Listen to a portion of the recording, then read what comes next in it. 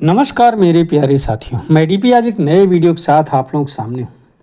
और मेरा आज का वीडियो 2 पॉइंट्स को लेकर के है और दोनों ही खबर इंडियन एक्सप्रेस में, 2 खबरों को लेकर के हैं। दोनों ही खबर इंडियन एक्सप्रेस में छपी हुई है आज की तारीख में, अर्थात 16 अक्टूबर 2025 के न्यूज़पेपर में।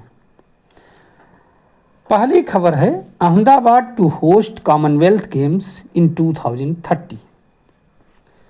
मतलब अहमदाबाद 2030 में कॉमनवेल्थ गेम को होस्ट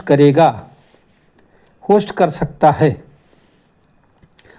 असल में इस चीज़ का जो प्रस्ताव था कॉमनवेल्थ गेम को होल्ड करने का, ये इसमें CWG, ध्यान रखिएगा, CWG अर्थात कॉमनवेल्थ स्पोर्ट्स के एग्जीक्यूटिव बोर्ड के यहाँ पहुँचा और कॉमनवेल्थ स्पोर्ट्स के एग्जीक्यूटिव बोर्ड ने ये डिक्लेयर किया कि 2030 के कॉमनवेल्थ गेम गुजरात में अहमदाबाद में खेले जाएंगे।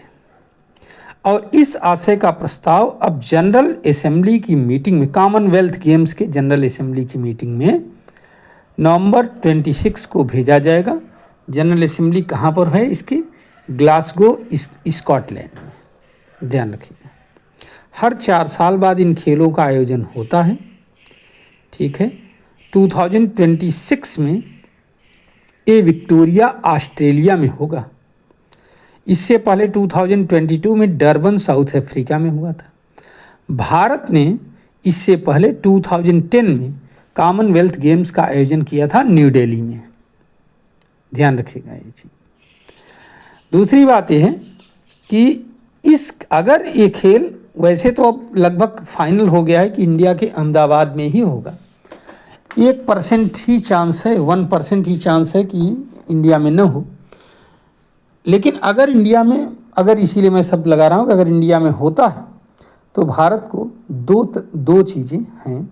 एक तो भारत अपने आप को यह प्रूव करके दिखाएगा कि वो कॉमनवेल्थ गेम्स के आयोजन को सफलतापूर्वक कर सकता है या कर लिया है, और इसके बेसिस पर वो ओलंपिक्स के लिए अपना दावेदारी पेश करेगा, अर्थात ओलंपिक के लिए भी अपनी तैयारी को पेश करेगा।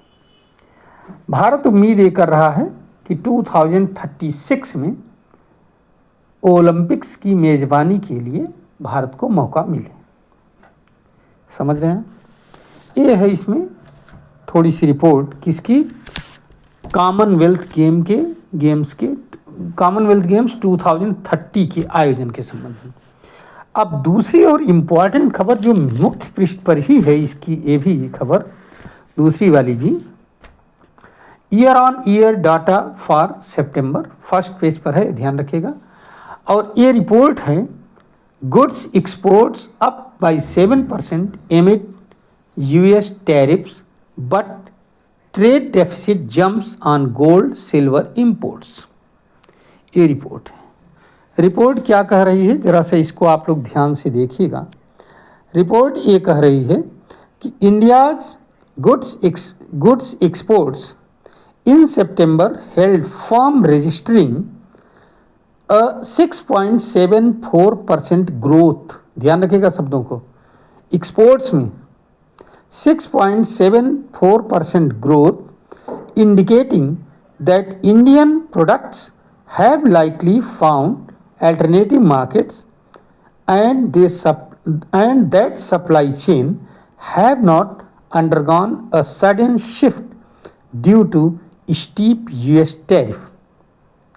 ठीक है, ये रिपोर्ट है। अब इस रिपोर्ट में काफ़ी लंबी चौड़ी है रिपोर्ट, आप लोग इसको पढ़ेंगे तो समझ में आएगा। हमने इसमें मेन पॉइंट्स को निकालने की कोशिश किया है। रिपोर्ट का मतलब सिर्फ ये कि अमेरिकन टैरिफ के बावजूद, आप सभी लोग जानते हो 2 महीने पहले अभी अमेरिका का टैरिफ 1 महीने पहले लगा है, इस समय चल रहा है 25% एडिशनल, पता नहीं क्या क्या है, आप लोग देखे होगे, जानते होगे सब लोग। अगर नहीं जानते तो जान लो कि अमेरिका ने एक हैवी टैरिफ इंडिया के ऊपर लगा दिया है, जिससे इंडियन गुड्स जो हैं, भारत का सामान, वो USA नहीं जा पा रहा है। तो मतलब ये हुआ कि अमेरिकन टैरिफ के बावजूद ग्रोथ कितने परसेंट का है? 6.74%, जो कि लगभग 7% है। इसका मतलब साफ है कि एक्सपोर्टर्स ने अल्टरनेट मार्केट खोज लिया है, जिससे सप्लाई चेन में कोई शिफ्ट नहीं हुआ, कोई बदलाव नहीं हुआ। समझ में आए? अब अगर आप देखें डाटा क्या कहता है, तो डाटा ये कहता है कि सितंबर 2024 में 34.08 बिलियन डॉलर का हमने एक्सपोर्ट किया था, और इसी माह में अर्थात सितंबर 2025 में जब हम आते हैं तो यहाँ पर एक्सपोर्ट हुआ कितने का? 36.38 बिलियन डॉलर। ध्यान रखिएगा, इसमें जो वो हुआ है, ग्रोथ हुआ है, वो 6.74% या लगभग 7% का हुआ है। इसी तरह से एक्सपोर्ट इंपोर्ट में भी बढ़ोतरी हुई है पिछले साल के कंपेयर में। इस साल इंपोर्ट कितने का हुआ है? 68.53 बिलियन डॉलर। ध्यान रखिएगा, और पिछले साल ये था 58.74 बिलियन डॉलर। इसमें 16.6% की ग्रोथ की संभावना, ग्रोथ व्यक्त किया गया है। ठीक, ये पूरा इसमें जिस्ट है। अब सवाल ये पैदा होता है कि इसके वजह से भी यहाँ पर ये भी रिपोर्ट में बताया गया है कि गोल्ड और सिल्वर के दामों में चूंकि वृद्धि हुई है, और इसी वृद्धि के कारण जो ट्रेड डेफिसिट है वो 31.215 बिलियन है, जो कि इस वर्ष का सबसे बड़ा है। उसका कारण ये है कि गोल्ड और सिल्वर के दामों में हुई वृद्धि के कारण इनका इंपोर्ट करना पड़ रहा है इंडिया में, बाहर से खरीद कर। ठीक है, और इसी के वजह से जो है ये वृद्धि दिखाई पड़, डेफिसिट में वृद्धि। डेफिसिट माने घाटा। इंपोर्ट एक्सपोर्ट के बावजूद जो है बहुत बड़ा घाटा, एक्सपोर्ट में हमारी वृद्धि हुई है, लेकिन इसके बावजूद दोनों के बीच में डिसबैलेंस है, घाटा बहुत ज़्यादा है हमारा। तो घाटा होने का कारण यही है क्या कि गोल्ड और सिल्वर के दामों में अचानक वृद्धि हो गई है, और उनको भारत को क्या करना पड़ रहा है? बाहर से आयात करना पड़ रहा है। ठीक है, सॉरी, बाहर से निर्यात करना पड़ रहा है इंडिया के अंदर। तो इसी वजह से डेफिसिट, ट्रेड डेफिसिट भी दिखाई पड़ रहा है। समझ में आया? अब मैं अपना वीडियो यहीं पर समाप्त कर रहा हूं साथियों। उम्मीद करता हूं कि आप लोगों को ये वीडियो पसंद आएगा। अगर ये दोनों ही कंटेंट आपको अच्छे लग रहे हैं तो आप इसको लाइक करिए, हमारे चैनल को सब्सक्राइब करिए, और वीडियो को शेयर भी करिए। धन्यवाद, नमस्कार, जय हिंद, जय भारत, वंदे मातरम।